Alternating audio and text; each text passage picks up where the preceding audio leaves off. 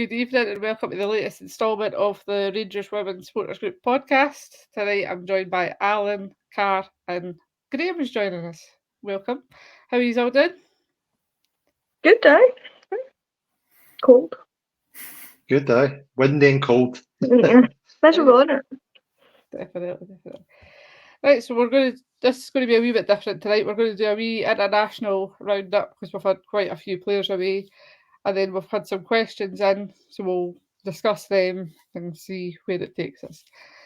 So first up, Alan and I went to the Scotland 19s game against Hungary, which was quite good for our players because we got a couple of goals, a couple of assists. But the team that started was Easton, Noble, Finney, Weering, Greenwood, Macaulay, Jardine, McCleary, who was captain, Austin, Forrest and Goldie, and then we obviously had our other players of Clark, Berry, Ferguson on the bench, Lucy Inman. I think Lucy Inman was the only one that never got any minutes, but considering she's not at Queen's Park either, that's maybe not the most surprising thing. But what did you make of the game, Alan? That was your first experience at the kind of younger level, so yeah, that was my first time watching the 19s, first time seeing a few of those players, so I was impressed. It was good to see so many of our players play. Four started and our 3 came off the bench, and it was great to see, but more or less the sort of second line, the forwards were all 3 Rangers, so we saw a lot of good link-up play. Selfishly looking at it from a Rangers point of view, it's great to see. Kayla Jardine done really well as a number 10. Obviously made Jodie's goal. Arguably Jodie was the quieter of the 3, but she's got into great positions at back post, and one of them ended up in a goal.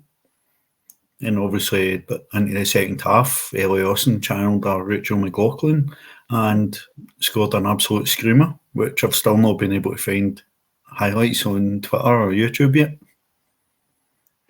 It's disappointing that there wasn't any highlights, Car, because you would really want to see that goal back. But are you surprised that Jodie being captain? Or like she's had the captain's armband before, so maybe not as surprising, but good experience for her. Aye, I think when they were away last year, I can't mind who they were playing, but they were away and she was captain one of the games, and I think Kirsty McLean was captain one of the other games. So I think it's good for her. It shows like she's obviously a leader on the pitch and scoring a goal, which is always nice for Jodie because she's not done that as much. Recently she has been doing it more, but kind of last season she wasn't doing it so much. But just great experience for all of them, and I think it won't be long before they'll likely be called up to the senior squad with Kirsty McLean, because that's just how good they are. Jodie McCleary is incredible. We know we all love Lauren Berry and Mia Macaulay and Mason Clark and all of them, so good for all of them to get some minutes, especially after the Montrose game where Mason didn't get any minutes. So nice for her and her family for her to get some time as well. She done really well, to be honest. So if Joe or that could actually watch the highlights, they would see that she kind of deserves more minutes for us. But are you surprised, Graeme? Obviously, it was Jodie assisted by Kayla Jardine, and then Ailey scored assisted by Mia Macaulay. So very strong Rangers showing. Are you surprised by that, or are you quite expected it because of how they've been playing this season? I think just for the way they've been playing this year, so they've got a great chemistry between each other. Plus, obviously, they've came through the ranks, as you guys have said as well. So they've already got a good understanding. They know how each other work, how each other play. So it's actually really good to see that coming off on an international level. Because overall, doing it domestically, but doing it to the next level, and it'll do them good in the long run for their game to improve going forward as well. And that's, as you say, good for Joe coming back when they come back from internationals. It's only going to get better for them going forward as well. And hopefully, they can take it into the rest of the next block of window before the next international break. Yeah, and it's good to see as well, Alan, that there's that kind of pathway as well, because obviously, as Carr saying, last time Kirsty McLean was in, but now she's like in the first team, in this first team squad. She's never got to play the other night, but there's a pathway there that they can see that they can get kind of like into the first team eventually. And now there's obviously the under 23s as well that they can move up to. Oh, it's definitely encouraging for girls, knowing that if they're going to play well, they're going to be noticed. And obviously, some of the players that we saw with the 19s I've not seen play before. You know, I was impressed by some of the other players who don't play for Rangers. You know, Megan Wearing especially was a standout at the back, led the line really well at the back. You know, worth watching. Ava Easton will be a first pick for Glasgow City in the not too distant future, I'm sure. Alone at Partick this year will do the world a good, but Kirsten McLean's definitely the sort of standard bearer for how all the girls are going to want to perform and follow in the footsteps of.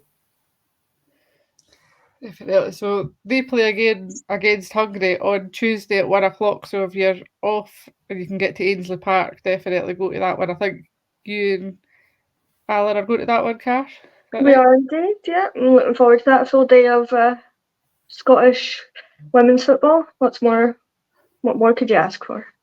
Well, it was certainly enjoyable the other day. So hopefully the same. Hopefully a better result for the main team though for you. Aye, hopefully. Talking of that, we'll move on to the Scotland women's team, who obviously played England down in Sunderland. We made the trek down for it, but it's actually a very good game. So it started with Gibson in goals, Docherty, Corsie, Howard, Kerr, ken that Sam Kerr? Decent Yeah, woman. it's no bad. Caroline Weir, Hanson, McLaughlin, Emsley, Thompson, Grimshaw. Obviously, the only two players we really had playing was Docherty and McLaughlin, but it was good to see Rachel actually being in the team, Graeme, because we were worried after that knock that she'd had at the weekend.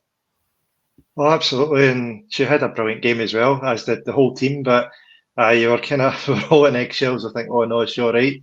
Thankfully, as you saying, as soon as the team sheet came out, it was like, oh, that's such a relief. You know, she's obviously just been nothing. It's been nothing too major. So yeah, but her and Nicola were brilliant on Friday night.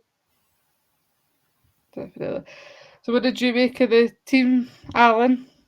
Were you quite happy with it? Yeah, I've not been overly familiar with some of the players. I don't think I was too surprised at the way the team lined up. The first half I thought stood off England a bit too much. I would have liked to see us go and engage with them a bit more. And we saw the difference that made in the second half. Certainly wasn't England's best performance, but you know that was partly down to how Scotland played. Definitely. So, we had a couple of chances, Car. We had a couple of penalty incidents. What did you make of the penalty incidents? I'm still raging about it, to be honest. Right, listen, I know it's a physical sport and I know that there's contact allowed, but you can't even going around bulldozing people in the box and nothing happening about it. And the commentators, what really annoyed me about that, when they were saying, oh, there is contact there, but I don't know if there's enough for a penalty. She steamrolls her from the back. Like, it absolutely should have been a penalty, but I think the ref was a bit... Because there's no VAR, there was nothing like that in effect. So I think because they disallowed their earlier goal, which in my view wasn't offside because she didn't interfere with the play. I understand she was offside, but she didn't touch the ball or anything. So in my eyes, the goal should have stood. So maybe the ref was like, oh, well, we'll leave that. But I mean, it's rubbish, isn't it? You want it to be a fair fight, essentially. And we gave it to them in the second half. We were all over them and we should have really done better. That Rachel McLaughlin kind of volley over that then, I don't know, was it Martha? I don't know who it was that tucked it and it hit the crossbar, but it was just, we really gave them a game, which I don't think they were expecting, because the last time we played them, I can't remember how long ago that was, but they just world class compared to us, and we've definitely improved a hell of a lot since then. So it's encouraging to see, and hopefully now we can kick on and beat the other teams in the group. And then when it comes back round to playing them at home, we'll have a lot of confidence going into that game and just win. On the topic of VAR, Graeme, because I know you like it, why is it not in the Women's Nation League? Do you know? I genuinely don't know. It's in other competitions, as we've seen at the World Cup, and it worked really, really well in that competition. Why it's in the UEFA, why it's not in the UEFA Nations League is baffling. I don't know, because as Carr said, if that was the case, those two incidents would have been penalties for sure, and everybody was watching it, seeing those were penalties, and we wouldn't have had this, for Daly's first goal as well. Yeah, it was marginally offside, fair enough, but those two penalties were definite penalties, and the VAR to pick that up. And yeah, I've been calling for VAR in the women's game for a long time, because that's exactly why, because England got away with it. And I don't know why we were so unlucky not to at least get a point out of that game, minimum. I thought we deserved at least a point. But that's just the way the cookie crumbles, unfortunately. It's certainly bizarre though, Alan, when this, I think staying in the kind of top league and that could kind of decide our Euro fate, I think, for qualifying and that. So it's kind of surprising that they didn't have VAR and when it's in, as Graeme says, most other competitions. So, but yeah, weird one. I don't know if it's just because not enough team or countries are playing at sort of venues that can handle what's needed for VAR. I don't know if it's down to resources. In this sort of group, I think all the countries involved in this group should be able to facilitate that, no bother. But my assumption is it's probably down to resources. As always. So then, obviously, England did have a couple of goals. They were pretty much similar to each other, a cross in, headed, then they scored. It was just something that I think Nick maybe made a mistake at one point and kind of let them pass it. But you'd think after the first one they would be able to deal with the second one a bit better rather than just letting them have that much space in the box. And as Alan and I kept saying throughout the game, they're just not shutting them down quick enough. They were showing them like too much respect. And obviously they're European champions and World Cup finalists, but still you just need to get stuck in. And like what we've done in the second half, if we'd done that in the first half, it could have been totally different. Yeah, I mean, I think Nick overall had a good game, but there was some kind of moments where I was kind of shouting, like, just go and run at her and go and chase her down, stop her getting past you. And I think it was it Lucy Braun's first goal that she kind of skips past her and then it's in. But some of these players that play for England, they play at the highest level. They're going to be a bit quicker, a bit sharper. They've got more resources and money pumped into them than we do. But there was moments where we could have done a lot better. But I don't know if that's just down to Scotland just kind of now clicking and just, I don't know what's happened over the last kind of 6 months, I'd say, where we've just suddenly realised that we're actually quite good as a team and we can actually go and play a good, decent game of football. So hopefully that will just kick them on now. But there is moments where we could have done a bit better. But I was kind of disappointed when Rachel was taken off for Fiona Brown. But probably good with her just coming back from a slight injury that she gets a wee bit of a rest. Well, it was like 88 minutes in, so I know, but I expect her to play the full game. must do much rest. But we played well. We should have got signed for the game, but obviously we didn't. I think one thing that was really impressive though was the crowd. It was over 41,000 people there, and that was one of the best atmospheres I've certainly experienced women's football in general, to be honest. But that makes a big difference, Graeme. Absolutely, and it sounded great in the TV as well, from what we could hear. But also, it's great to see the follow-on for the World Cup. That the crowds. That's just what you wanted from the World Cup, is for the crowds to get what you saw worldwide. And the fact that it's starting to happen now is brilliant. And I know the WSL is very popular in England as it is anyway, but it's great to see that that's now becoming a norm. And if we can replicate that in Scotland somehow, and I don't know how you do it, but it's there. The appetite's there. The fans are there. It's just getting people aware of it and getting aware of when the games are on and things like that. And I think we could get those crowds in Scotland. That would just be brilliant. Any ideas on how we can get the kind of crowds, Alan? It's just a work in progress. We've got to make sure the games are competitive. As teams are growing. I think we've seen our attendances slowly rising.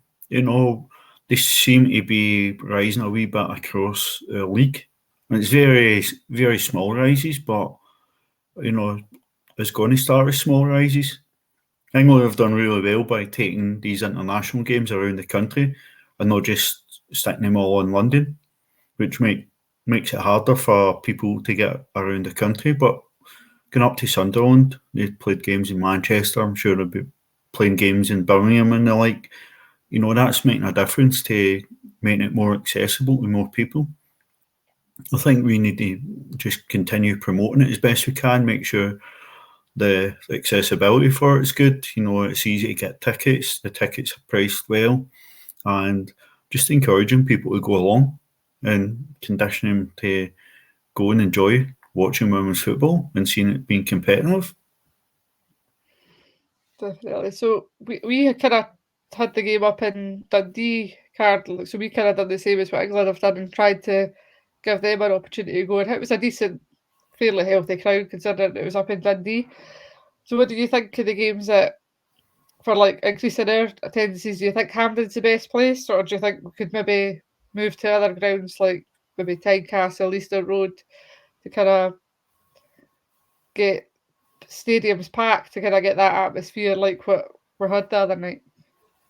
Yeah, I think it did help having it in a kind of smaller stadium because then not everybody's just so spread out. I will say that I think the appetite is there because I'd seen a tweet the other day. I can't remember what club it was, but it was like a girls' academy club. I tweeted saying they'd been given, I think it was 30 free tickets for their club, but they were looking for an additional 60 because that many of the kids wanted to go. So there's definitely an appetite there for it. And I think the kids are the way to go with it. You get them hooked, and then they'll force their parents to take them along to whatever team they support, women's team, and I think that will help it. I think it's just going to take time because I think you said to me the other day, Scottish football just hates itself sometimes and it just doesn't want to expand it and improve, whether it be women's or, B teams or whatever it is. They just seem to want to be, oh, well, that'll do, that's fine, that's enough, rather than trying to venture out and really capitalise on the rise in popularity of women's football at the moment. But I think we will get there. I think it's going to take a few years yet, but I think if we go on and play well and potentially, saying win things, but realistically, like within the realms of going quite far into competitions, qualifying for World Cups or Euros or whatever it'll be, I think that'll get more people in attendance. You've seen that happen with the men's team. Look at small crowds were in the recent years, and now they started playing well again. They're full houses. So I think it will help if we start to do well and encourage more people to go along. But just needs to keep shouting from the hills, it's on, come along, it's cheap, like bring the wines, like come on, it's a good night. And as we've spoke about before, Graeme, like between the four of us, it's about the kind of making the moments, especially for kids, to get them hooked in, like win a big game or have a good atmosphere like the other night, and then it gets them kind of addicted to it and wanting to follow the team. That's it, and we've all been part of it as well. Like you as soon as you see a game and you, whether win, lose or draw, you can get hooked in right away. And as you said, like, mum or whatever, can I go? And then the next thing, then the parents go, and then it becomes, that's you for life for that team, whether it's national, domestic, whatever it is. But if you're constantly, we've seen it with Hearts and Hibs, they've gave away, what was it, 10,000 tickets or something. I think Hearts and 8,000 with Hibs. Yeah, they filled it and broke records, but then the next week the crowds went back down to like 800. So if you're constantly giving away free tickets, that's great to start with, but it's not sustainable. And you want them to come back and say, you know what, I'll happily pay that, whatever the price is, or do a deal. Say a kid and an adult ticket, give them at a discount so that it's not expensive for the make it a family, just like it is at the games just now. Make it a family thing. Say, right, 2 adults and a couple of kids, give it a discount, and that might help. Because obviously we've got the cost of living crisis and things just now. That could help families. So you know what, that's quite a cheap deal. It's cheaper than going to the cinema or something like that. It could be. I don't know. That's just an idea. Well, Scotland have got the match package, which I think is still available for Belgium, Netherlands, and England. That I think is still available. And obviously, you can also buy the individual tickets. I'm not on commission, but it's a good thing to go along for it. If they want to give me commission, I'll take it, but still. So we're at Hampden on Tuesday. We play Belgium, 7:45 kickoff, which maybe isn't too ideal for kids going, but we've been before, there's always kids there and they're making loads of noise and that, so definitely get along if you can. We'll move on to the next game. Iceland played Wales. Obviously, we had Rachel Rowe in the lineup. No, she wasn't in the lineup. She was on the bench because she's been it. But she came on and played 30 minutes. Alan, surprised or not surprised? It was hard to know where we should be surprised or not, because we've talked pretty much every week about the secrecy for the club about progress on injuries. So we don't know what her injury was. We never knew how far away from fitness she was. But we saw her getting called up, and the most surprising thing after being called up was that she wasn't in the squad and involved at Montrose. Thought, having been called up, she would have maybe been at least back involved, even if it's maybe not even getting off the bench, but at least part of the squad. But it's good that she's come on, got minutes under her belt. Rachel Rowe, I'd expect will be an important player for us this season, so I want to see her get minutes. Hopefully she'll get some minutes on Tuesday and then come back ready to go when we go back to Hearts next week. Yep, they play Tuesday as well. They play Denmark and Cardiff, so not too far for it to travel, so hopefully she'll get some more minutes there. Next game, we had Megan away to Ireland, with Northern Ireland. Unfortunately, Ireland lost, but Megan was on the bench, so hopefully it didn't affect her too much. Were you surprised that she never got on? We watched it and they could have used Megan, to be honest. It wasn't a great game. They were kind of a bit all over the place. Just passing wasn't great. Defending was kind of shocking at times. It wasn't a great game, but I was a bit surprised that they didn't bring Megan on, because she's usually kind of like the poster child of Northern Ireland women's football. She's normally the one that's first on the team sheet beside Demi Vance, so I was a bit surprised that she didn't come on. But I suppose in a way it's probably good. Just keep her on the bench, keep her fit. Doesn't really matter so long as she comes back to us fully fit and a bit of fire in her belly to go on and hopefully score some goals for us and prove everyone wrong. Don't think there's any doubt that Megan Bell wouldn't have a fire in her belly, to be honest. She's always got that. They play Albania on Tuesday. It's a running game here. But lastly, we had Vic away, Graeme. She started in goals against Chile, but they lost 3-0 as well. So we'll probably have Jenna in goals against Hearts. Well, she could have an absolute outstanding game of her life on Tuesday against Chile in the reverse leg. You never know, and she might have a clean sheet and New Zealand score about 10 goals. So good for her to get minutes at least, but obviously not so good that she lost the goals. But hey-ho, as I said, play Chile again, and that's our kind of roundup for that. We had for Rangers a documentary on Margaret Macaulay, who's former Scotland captain. First ever captain of the Scotland women's team, I believe. She's obviously been helping Tess with her uni work or dissertation that Tess seems to have been taking about 500 years to do, but it was good to see that kind of connection with her and Tess, and her and kind of talking to the players, and obviously Joe and that. Alan, it was a good wee documentary. Did you manage to see it? Yeah, I've watched the documentary Club done, and I've also read about it. It was in today's Matchday programme at Ibrox. So we've seen lots of publicity on that. Margaret McCall is obviously a lifelong Rangers fan, and being able to go in and see the opportunities that the players all have now, it's been great for her, but it's been great for the club to sort of recognise all the people that have sort of went before and helped in this slow build the women's game in Scotland. What did you think of it, Car? Mate, it was funny, wasn't it? It was like the way she was bantering with Kathy and Nick and that, and she was just a firecracker. And I noticed somebody had tweeted underneath the tweet, "Oh, my wee seat buddy." So she's obviously like at Ibrox every week, and You know, it's just class to see that somebody that's a pioneer in the women's game is, you know, one of us, which is always nice to see. You like to see that.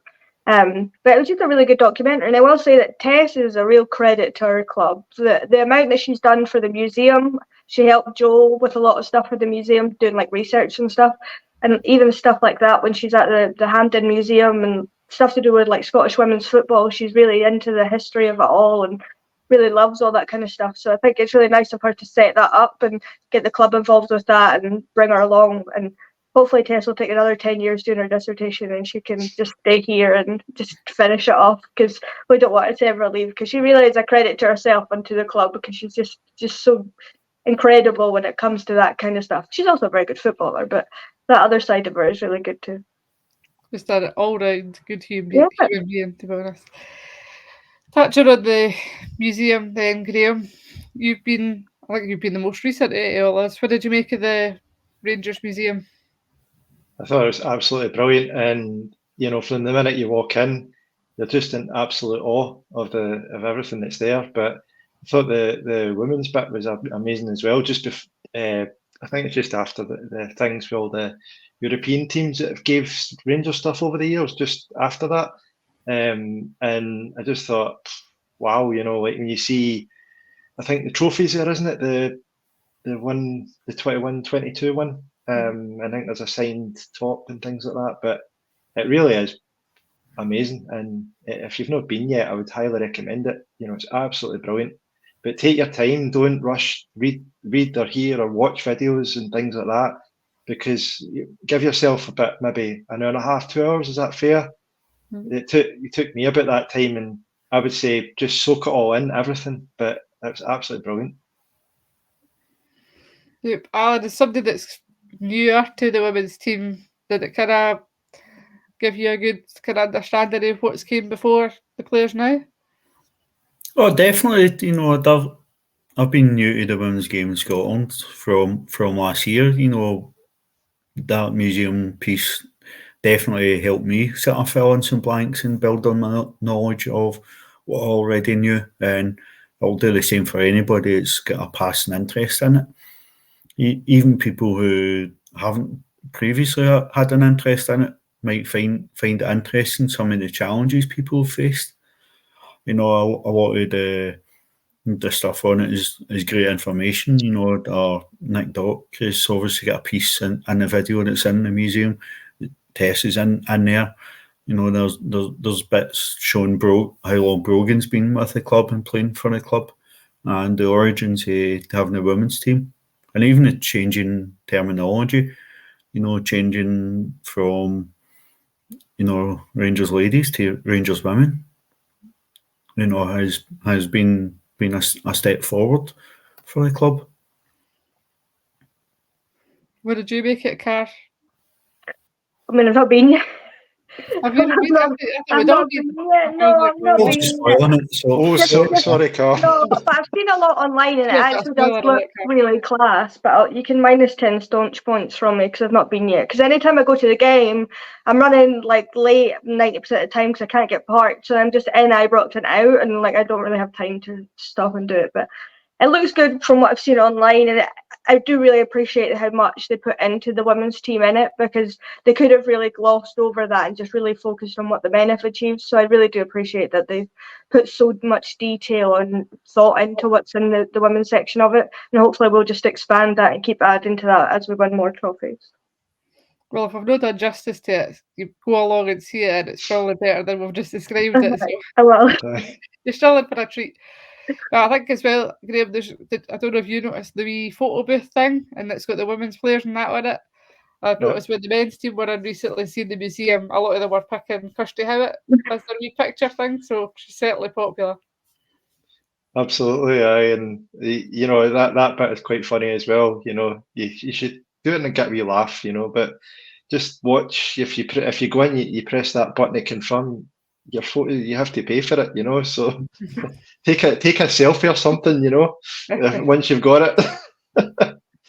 You're going to lose the club money now, Graeme. You can't say that. I mean, buy the ticket, buy it.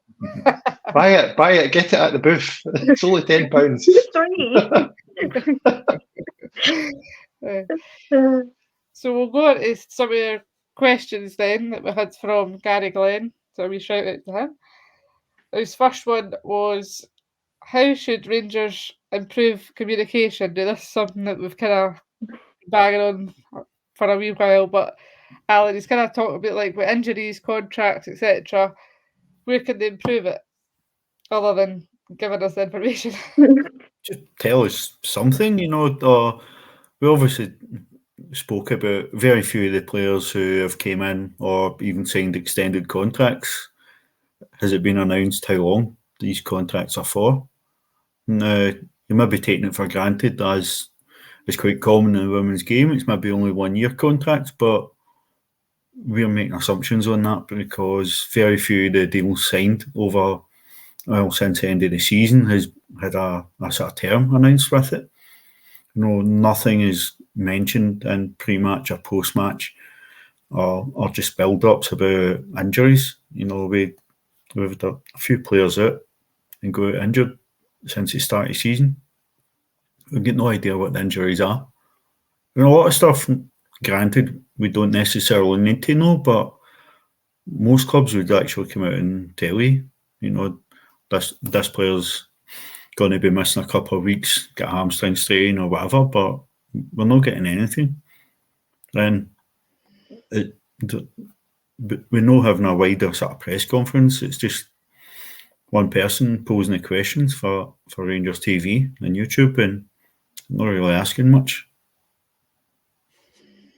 Yeah, it's a weird one, Car, because in the men's game, you get contract lengths, you get how much the fee is, you get who's injured, like in the press conferences and that. But in the women's game, I'd say arguably say it's worse this season than it has. Malky would at least give some information, but Joe's given absolutely nothing. I mean, it's worrying when there's quite a few players out at the same time. You at least want to know timescales and that for when they're coming back.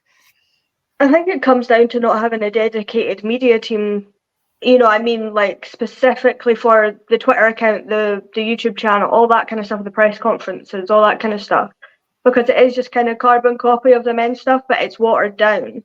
It's just, how was the game? How did you think we played? Like, was it good, basically? Rather than after a men's game, the first question Michael Beale will get asked is, how long is he going to be out for? What's the injury? What's going on? And in the press conference, the same questions. And I think it just comes down to probably lack of time. It's just kind of, they do that along with the men's stuff, and it's kind of just a side project. It's not like they're really that invested in it. The men's stuff takes precedence, which I fully understand. But I think having a dedicated team for the women's team would vastly improve the amount that could come out. And you'd probably get more people interested. Because imagine you go and try and look up stuff about the women's team, and you don't know we've got a Jane Ross or a Lizzie Arnott, because if you've only just joined and started watching the team, you don't know that we've got them and that they're out injured and potentially won't be back till halfway through the season. And that kind of stuff should be like maybe a monthly thing. Here's how the recovery is going. They'll be back potentially in this amount of time. Just something like that, just to keep people in the know without us constantly having to be like, don't know what's going on. Same with ticketing, same with contracts, same with everything, basically. They just leave it to the last minute and be like, oh yeah, we've got a game if you fancy it. Or sometimes they don't even do that with like pre-season friendlies. We could have gone to it had they given us enough notice, because there was people there that had obviously been on holiday there and then managed to get along. But we didn't know that until like 2 days before. It was, oh, there's a game on, by the way, in 2 days we're playing this team. And it's just so like thrown together. It's just frustrating, isn't it? Because you love the team and you want to support them and follow them, but then you hit a brick wall at a point where you're like, don't really know what's going on. Like, yeah, the games are good and we're winning, that's great, but I'd like a bit more information so that we can kind of know what's going on. But it'll take time, and hopefully we'll get to a point where we have a dedicated section for the women's team, and that'll improve it. It was Car saying there, it's with any information we find out when people then ask us the questions is like the players kind of telling us and that, and when the crowds eventually grow and it's like full stadiums, we're not going to have that kind of information. So we need it to be coming through like the media team and the manager and that. And it's not going to take much more time for the media team just to ask or inform us about injuries and when the next game is and like when tickets are available.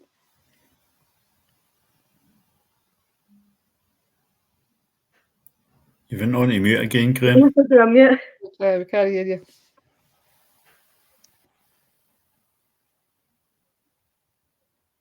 Nope. Nope, still can't hear you. Right, Alan, do you want to just answer that then while Graeme sorting these technical issues? It really shouldn't take much to fix it. It really. I don't see why we shouldn't be trying to replicate more of the information that you would expect to get from sort of a Michael Beale presser. You should from the build-up sort of interviews with Joe. We've kind of pieced together a sort of list of when players might be back, when to maybe expect to see him. But Lizzie particularly, we've no idea, what her setback was in the summer, and there's absolutely no sign of being ready anytime soon. So it would just be nice that the club would even tell you that she'll be out for quite a while. We don't know a sort of timescale, but at least let us know something.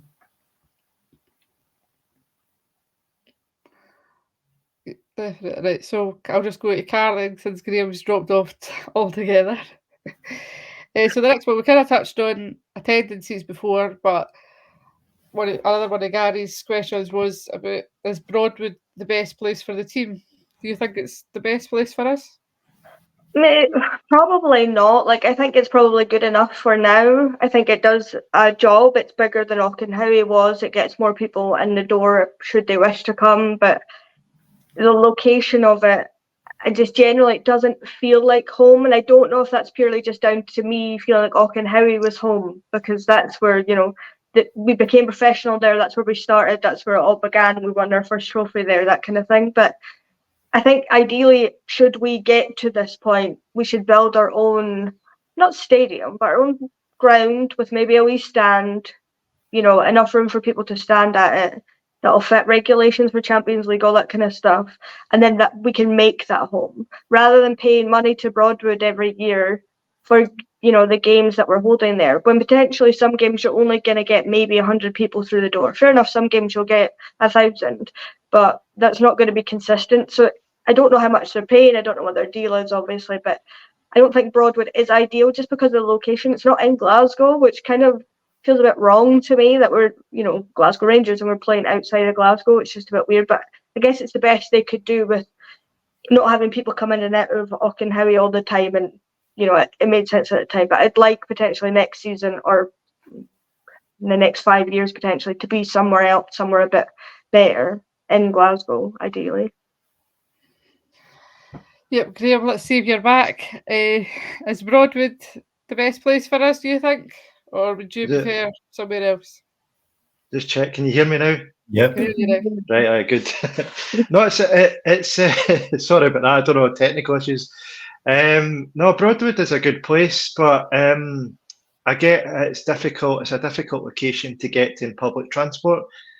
I know Croy's the nearest train station, but it's a good 20-minute walk. But in terms of via Buchanan Street, for example, it's a good hour, about 45 minutes to an hour, just to get there. It's quite a difficult location to get to, but as you were saying, it'd be good to get somewhere that's our home. Even look for a stadium that's maybe, got potential, that's maybe got nobody in it. Buy it, do it up, get the seats coloured blue and things like that. And do like, for example, down at Kings Meadow at Chelsea, start building a stadium similar to that to start with. And then who knows from there, if we outgrow that, like Chelsea are doing, great, we can move it, maybe look at a bigger stadium or maybe share an Ibrox or something like that. That could be a future thing. What's your thoughts, Alan?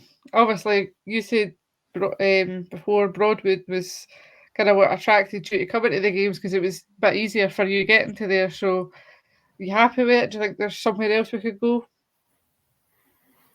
I'll probably say I'm happy-ish with it. It's far from perfect, but it does have some sort of plus points, and we could have a sort of long discussion. You're probably looking at your your options being sort of continuing at Broadwood and sort of developing there. Going to Ibrox, trying to grow the crowd quicker by playing at home. I feel like that's what we all consider home. Attendances would probably grow quicker if we were at Ibrox, but it's even more soulless playing there than where a few hundred people than it is at sort of Broadwood.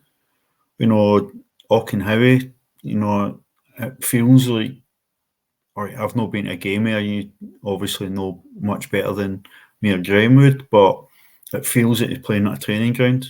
I think you need to be away from there and have a home ground. New Tinto's obviously a place the team's played before. It's close enough to Ibrox to have everybody sort of match their routines in terms of travel. But Broadwood might be sort of the best option out of that, because if it's to go to, say, New Tinto, it would require quite a lot of investment. Right now we're sort of renting Broadwood. There's got to come a point where we need to be in some level of profit on that until we are actually getting a big enough crowd that the money generated by holding a game at Ibrox would outweigh what the sort of cost is to go elsewhere and hire out Broadwood.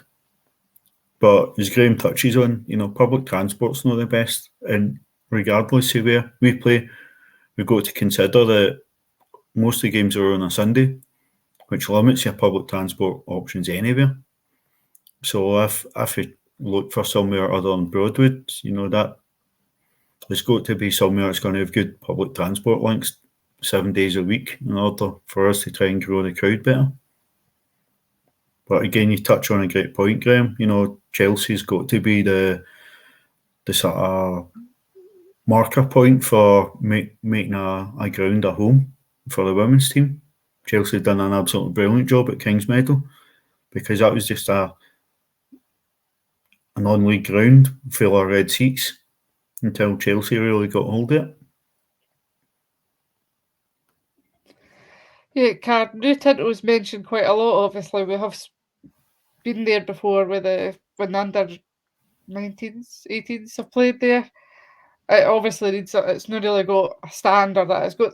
It would need a lot of work done to it with seats. The car parking's no ideal, but it is close to Ibrox. So if people are saying they'd like to go to Ibrox for games, it's at least close enough for people getting to. But as Alan also says, it's on a Sunday, so it makes it a bit more tricky as well. So what do you think of New Tinto as an idea? I think it is a good idea, but I'd probably start by ripping the pitch up, putting grass down, building a proper stand rather than just a weird sheltered, covered area that they've got, flatten out the hill that's on the other side and maybe put some more seats in that side. I've got it all thought out already, by the way. Build a wee shop at the side, it'd be fine. But that's something that would take potentially 10 years if we're funding it. If the women's team is funding it, that would potentially take probably longer than 10 years at this rate. But it is a good idea just purely because of where it is. It's so close to Ibrox that people that are so used to going to Ibrox, they can figure out how to get there, because the men play on a Sunday too.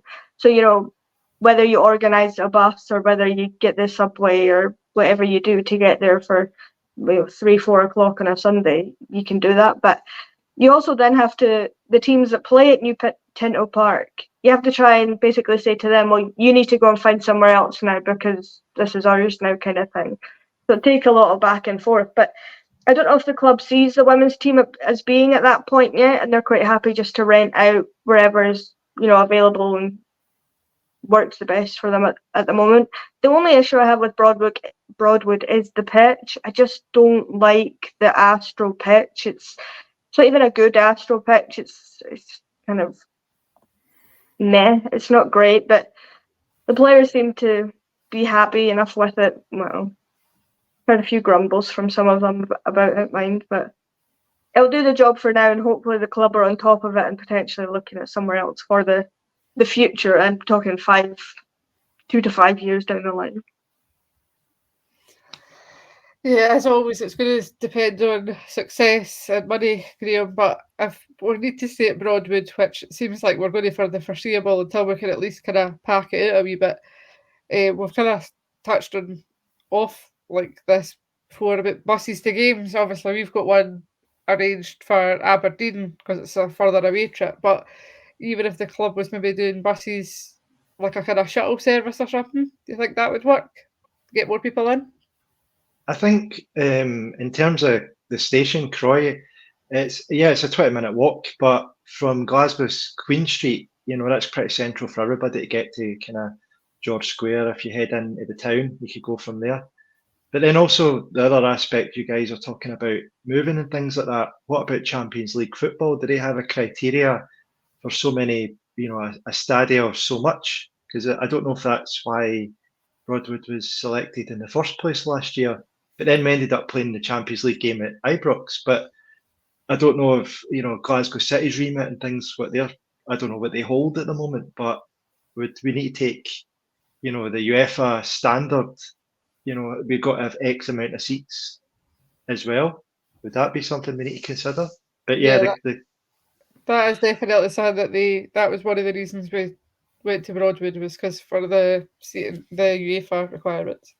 So that answers your question. Yeah, but yeah, no, I would agree with this. The shuttle would be great. Even a couple of £1 return or something like that, and they can run it maybe an hour or 2 hours before the game, and maybe an hour or two after it.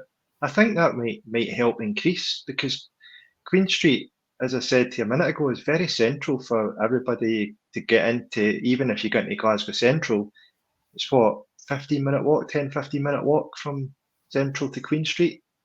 It's quite a central location, and it's only about 10 minutes on the train from Queen Street to Croy, or maybe 15 minutes. It's very, and it runs on the Falkirk line as well, so might be quite handy for everybody, from all sides of Scotland. If they run a shuttle bus. Yeah, what do you think of that idea, Alan? Do you think that would help increase attendances? I think it would be a great idea to at least test the water with it. At least look for ideas and what might encourage more people to go. Rangers obviously have everybody's sort of contact details that who are registered with the ticket office and have a ticket office sort of number, or registered on MyJails.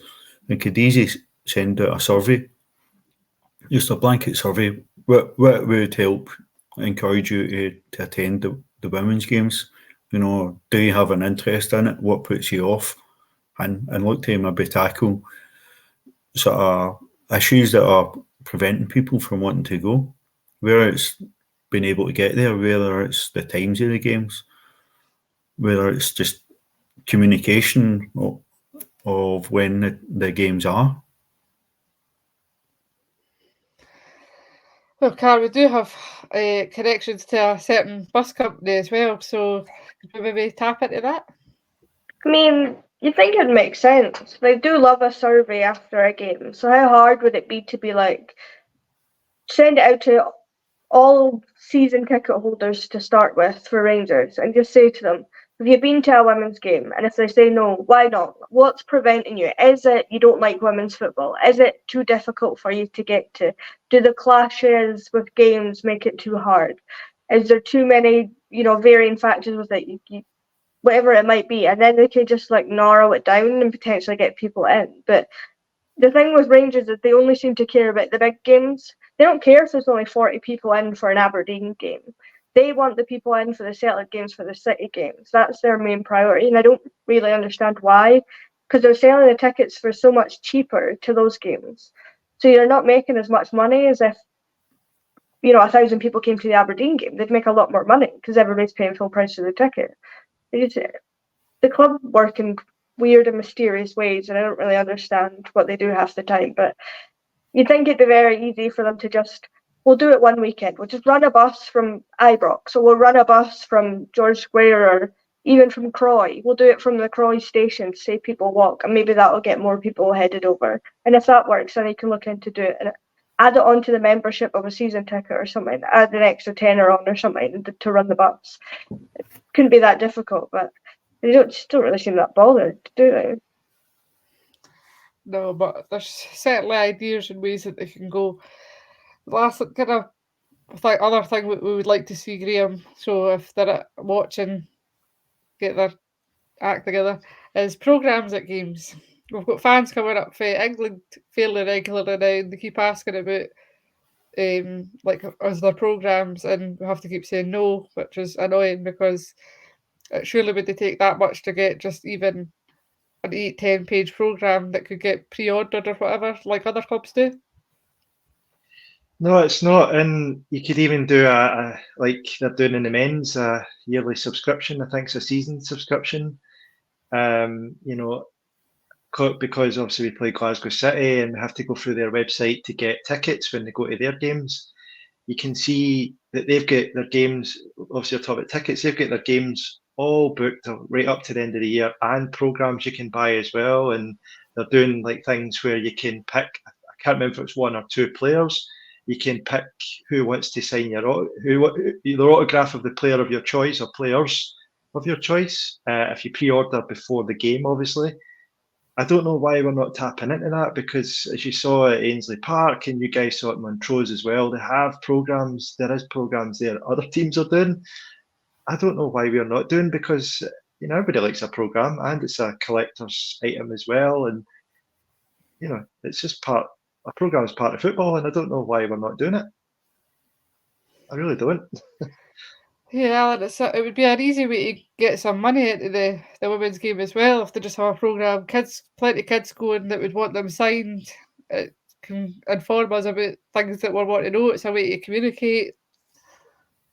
Absolutely. It looks back to what we started talking about and the communication. Just a wee update, what you expect in any match day programme, a wee note from the manager, a wee sort of note from the captain. It's good for growing interest in the league, because just a page or 2 pages even on focus on the opposition. People are newer to the women's game, learn a wee bit. Who's the star player coming to play against us for Partick? Who's the one to watch coming for Dundee United, when they come to play. But if Montrose are able to do it, they've just come into the league. No even as established as Glasgow City are, but there's no excuse that Rangers can't do it. No, definitely. Karen, anything to add to that? It's pathetic.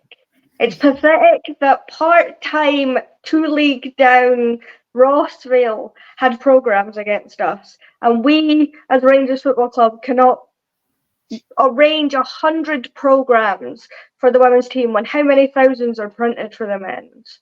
It's pathetic, and it just makes us look unprofessional, even though we're one of the professional teams. It's ridiculous. And as much as we keep answering the surveys and telling people at the club that come and ask us, is there anything we could do to improve it about the programmes, there's never a hint or a sniff that they're looking at doing it. That's something that they're going to offer. I'll volunteer. I'll do it. I'll stand during the game and sell the programmes. You don't need to pay me. I'll do it if you make them, just to get them in people's hands, because kids will get them signed. It gives the club a bit more kind of air of professionalism about them. And it just gets people some knowledge into them about the team. If you're just turning up to a game because your kid wants to go, it gives you a bit of a background of who's playing, where do they play, what's happening so far this season. Not difficult. But again, they don't want to do it. Not good. Right, we're kind of pushing nearly an hour here, so I'll just give you a question each. Graeme, so your question, how do you think the new players have settled in? I think they've settled really well. It's been a shame about Michelle, how she's not been playing all the time. Maybe she's carrying an injury, but I think Rachel and Rio and just settled in really, really well. And yeah, I think the only way is up from here. Definitely. I think we have kind of touched on that quite a lot over the past few weeks, so not much more to add to that. This one probably will go out to all of you, but who from their current youngsters, so more like Laura Berry, Mason, and that Alan, do you think is kind of tip for the top? We've obviously had Jodie, Emma, and Kirsty coming through. Who's the next one that's going to be up there with them? I think Mia's been the standout. You know, I don't think I'm making any sort of wild picks there, but Mia's been excellent since she came into the team at the start of the season. You know, she's absolutely grabbed the opportunity with both hands while Brogan's been out injured, and she's impressed. She's grown in stature as the games have passed. As she's got the experience of playing at first team level. You know, it's easy for youngsters to come in and take a wee bit to adapt to the physicality, but you see the difference in Jodie McCleary this season, having had so many games last season. You know, she's definitely coping much better with the physicality of first team football this year, and Mia's on that trajectory now. You know, she's chipping in with assists. She's got 5 goals already this season, and they're not generally tap-ins either. You know, she's got skill, she's got the moves, her crossing's good, you know, and she's got composure when she's in front of goal. What about you, Car? Who are you tipping for the top? I mean, it's very difficult because the best on earth, Laura Berry, was always going to be my number one pick. But, you know, I'd seen Mia and I'd seen how good she could be, but I didn't realise just like in such a short space of time how good she's become. Because I don't think I really saw her that much, kind of out in the wing, switching sides as much as she has been doing this season. But I'm always going to say Laura Berry because I think once she gets consistent game time and she's playing beside somebody that can, you know, feed her goals, I think she'll be an absolute superstar who'll end up like Emma Watson down south or like Sam Kerr over in Europe somewhere. Graeme, what about you? Echo what you're saying about Mia and Laura as well. But I think Kayla Jordan, I think we've seen glimpses of her.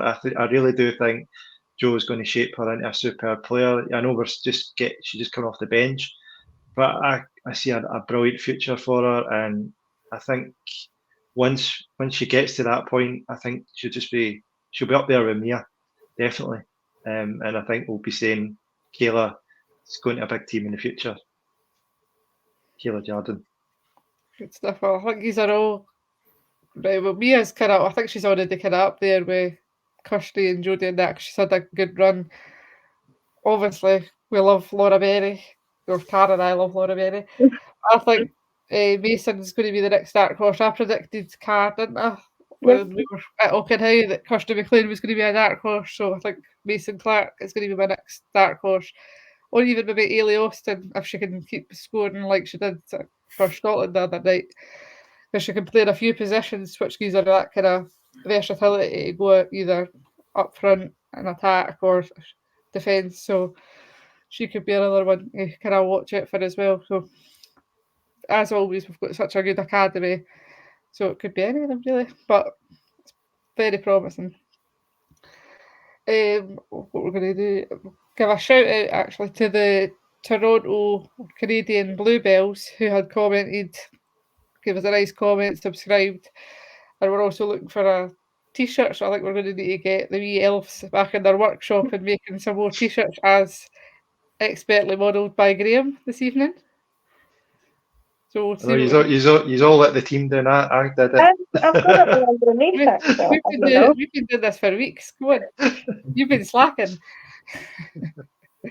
So we'll be looking at possibly getting some of those t-shirts made for other people. So, but as always, keep commenting, subscribing, doing all that good stuff. Also, a wee shout out for our FPL predictor, just because I'm first in it. Closely followed by Rachel and Graeme's kind of third place.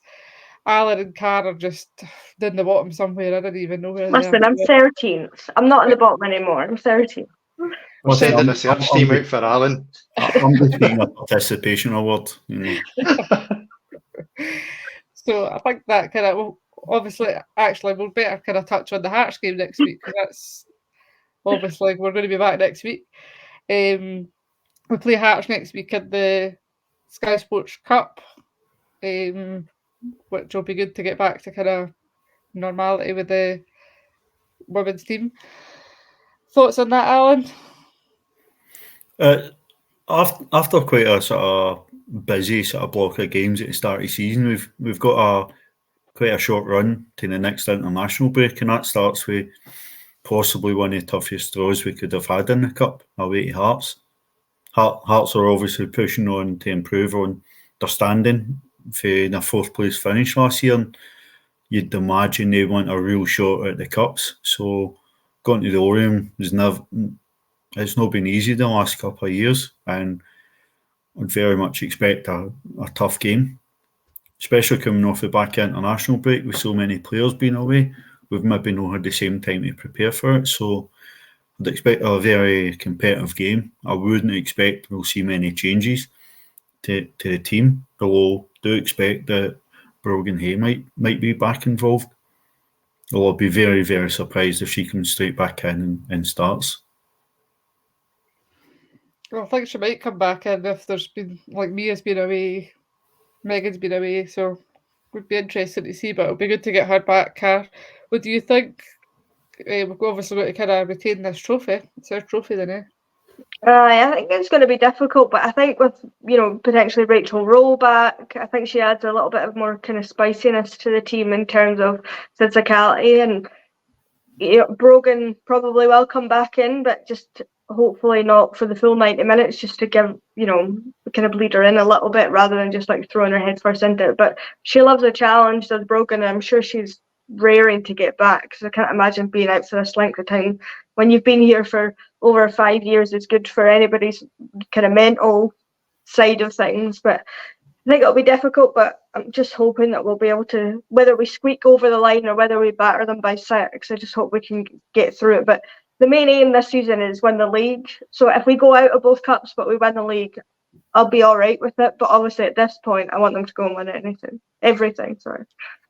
Might need to kick you off this. Usually you're good for the treble. What's happened? Got to win the league. Graeme, what are you thinking for next week? Glad to get back to, because you've missed a couple of the away trips, so you're glad to get back into it? No, it's you do miss the domestic football, as much as internationals are great. I don't know, you can't beat the domestic, but yeah, I look forward to it, especially when you saw the video the other day with Kathy and Rio in the car. And Kathy is just really passionate about the League Cup to Rio, and you could tell Rio she's up for it. They got up for the cup as well, and like let's keep our trophy. And Rio was wanting to know about what was it like winning the cup and stuff like that. So I'm hoping that's Rio might just go out there and get the winning goal for us. But I think it's great to get back in, but it will be. It's not going to be easy, as Alan and yourself touched on. But but I think with the right attitude, I think we'll see it over the line. But it'll be very, very narrow. A very narrow win. So we'll stick with you then. What's your score prediction? 1-0 Rangers. Rio. Don't know if my heart can take that. Mm. Car? 3-1. Obviously. Because you're being negative, so I don't know. I have to just clarify 3-1 to Rangers. Brogan Hay will score the first goal. Nice. Alan? 4-1. I expect Rio to carry on a form and score a couple of goals. I'll take that. But are always concerned that we can't keep the doors shut at the back. I'm going to go 2-1 Rangers with Megan Bell scoring her first goal. Hopefully. We're all going for wins, so hopefully we're at least all right on that. Yeah. The score predictor, touching on that, will be back. Oh, will it be back? No, it won't be back. No, it won't be back for that We're one. not doing it for the cup, are we? No, Online. I'll return next Monday. We'll put the post up for the league games on the weekend in the 7th and 8th. I think all the games are on the Sunday that week, so we've got a 4 o'clock kick-off at Hamilton that we'll look forward to after the Hearts game, and then only 2 more games before the next international break after that. Oh, plenty of football. So Hearts tickets are on sale, obviously, via Hearts. It's a 3 o'clock kickoff next Sunday at the Oriam. For that, we've got the Scotland game at Hampden, a 7:45 kickoff. Tickets are also on sale for that, so get along to both. Women's football was great, and I think that's us. So thanks to Alan, Car, and Graeme for joining me this evening, Thanks, Laura. Enjoyed that. and we'll see you next time.